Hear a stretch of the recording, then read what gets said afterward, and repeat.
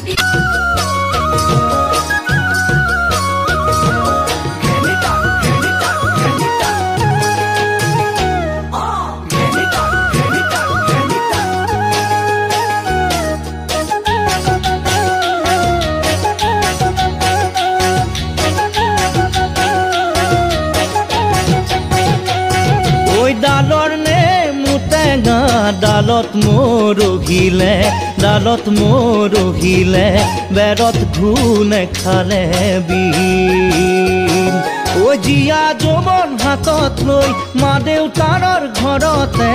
অবাবত কটাইছ দিনে মোৰে মইনা ঐ অবাবত কটাইছ